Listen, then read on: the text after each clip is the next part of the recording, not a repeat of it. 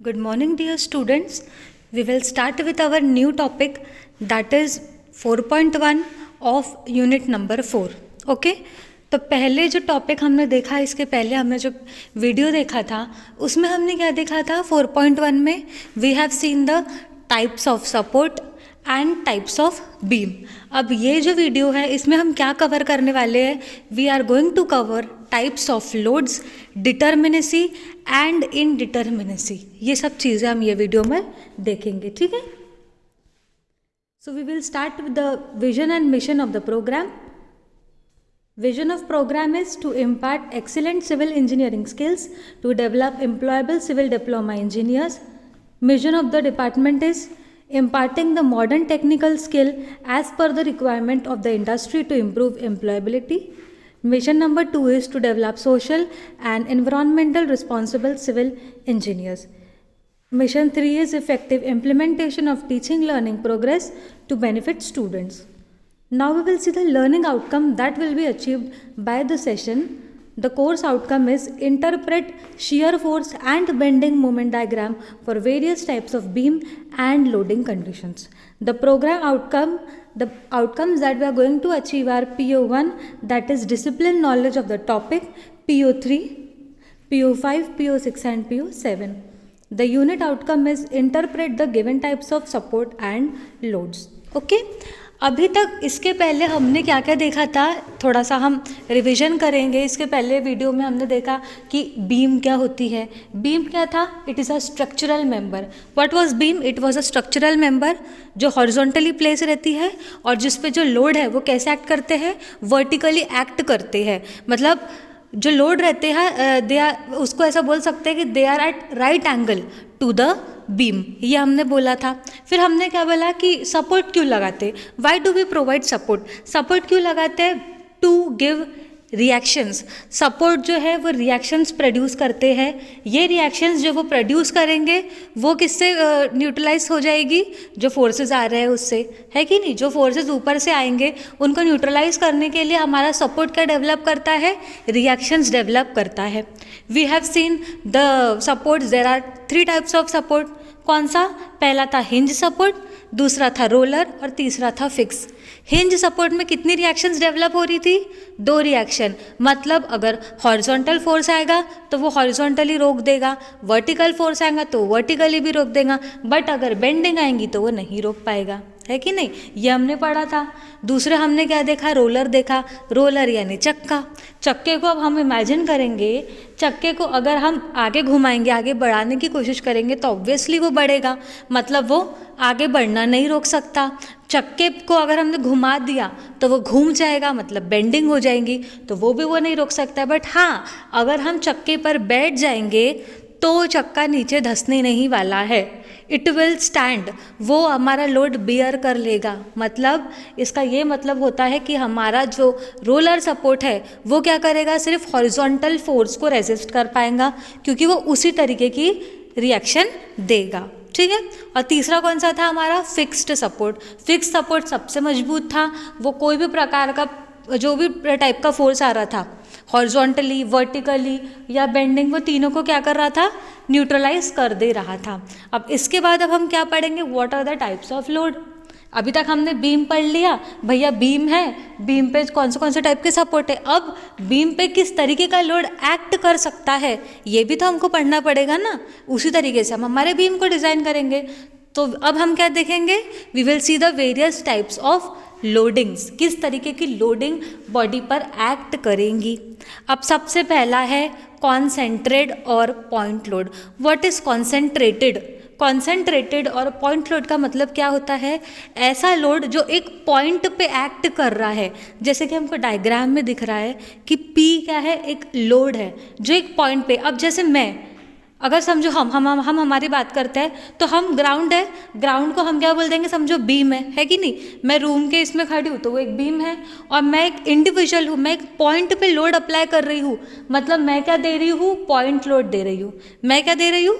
Point load दे रही हूँ. समझ में आ रहा है? तो ऐसे टाइप के लोड को जो एक पॉइंट पे कॉन्सेंट्रेटेड रहता है उसे हम क्या बोलेंगे? Point load. एग्जाम्पल हम बहुत कुछ चीज़ों का दे सकते हैं, जैसे कि टेबल रखा है, it is a point load. समझा? ठीक है ना। अब next we will see uniformly distributed load. What is UDL? UDL क्या होता है? यूडीएल इजी अगर भाषा में मैं आपको बताऊँ तो एक समझो बीम है, ठीक है, हमारे रूम का जो बीम है ऊपर में, उस पे जो उसका एक लोड आ रहा है, मतलब उसके पूरी एरिया में, उसकी पूरी लेंथ पे जो लोड एक्ट कर रहा है, उसको हम क्या बोलेंगे? UDL, universally distributed load. मतलब यूनिफॉर्मली मतलब पूरी एरिया में इक्वली जो लोड डिस्ट्रीब्यूटेड है उसे हम कहेंगे यूनिफॉर्मली डिस्ट्रीब्यूटेड लोड। अब इसका एग्जाम्पल क्या हो सकता है? बीम का सेल्फ लोड। बीम का खुद का भी तो लोड है ना। बीम जो है हमारी वो हवा में तो लटकी नहीं है, ऐसा तो है नहीं कि उसका खुद का वेट नहीं है, उसका भी बहुत कुछ वेट होता है। तो ये जो वेट है ये इक्वली डिस्ट्रीब्यूटेड है, हर सेक्शन पे वो लोड एक्ट कर रहा है हमारे बीम के। तो ये जो यूनिवर्सली डिस्ट्रीब्यूटेड लोड है उसका, किसका? बीम का, उसे हम क्या कह सकते हैं? यूडीएल। मतलब यूडीएल यानी हम बोल सकते हैं कोई भी चीज़ का सेल्फ वेट, जैसे बीम का सेल्फ वेट हो गया, या कोई भी चीज़ का जो पूरे लेंथ में इक्वल डिस्ट्रीब्यूटेड है उसे हम क्या बोलेंगे? यूडीएल।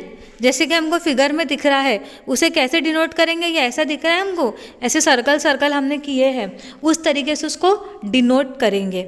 अब इसका डेफिनेशन क्या है? A load which is spread uniformly on the beam that is each unit length is loaded to the same extent. मतलब हर एक जो यूनिट है, हर एक जो सेक्शन है, वहाँ पर सेम इंटेंसिटी का लोड अप्लाई हो रहा है, उसे हम क्या बोलेंगे? यूडीएल। ठीक है। अब यहाँ पर देखो क्या दिख रहा है, लोड क्या है? W न्यूटन पर मीटर के इस पे है। मतलब जो लोड है उसको हमने काय से लोड डिनोट किया है? W से डिनोट किया है। अब UDL है, अगर आप इनको पॉइंट लोड में जब कन्वर्ट करेंगे आगे, जब हम न्यूमेरिकल्स में देखेंगे तो उसे कैसे कन्वर्ट करेंगे? UDL को अगर हमको पॉइंट लोड में कन्वर्ट करना है तो हम क्या करेंगे? W मतलब जो इंटेंसिटी से वो लोड एक्ट कर रहा है इनटू द लेंथ, जो भी हमारे स्पैन की लेंथ है, तो वो कहाँ पर एक्ट करेगा? फिर सेंटर पे एक्ट करेगा। वो हम आपको न्यूमेरिकल में बहुत अच्छे से समझ में आएगा। ठीक है। अब इसके बाद हम कौन सा देखेंगे? Uniformly varying load. What is uniformly varying load? अभी तक हमने यूनिफॉर्म डिस्ट्रीब्यूटेड लोड पढ़ा कि भैया हर पॉइंट पे सेम लोड एक्ट कर रहा था। अब वेरिंग का मतलब क्या है? मतलब हर पॉइंट पे लोड वैरी करने वाला है। ज़रूरी नहीं है कि ए पॉइंट पे जितना लोड एक्ट कर रहा था बी पॉइंट पे उतना ही एक्ट करेगा, या सी पॉइंट पे उतना ही एक्ट करेगा। नहीं, वो कम भी हो सकता है और वो बढ़ भी सकता है।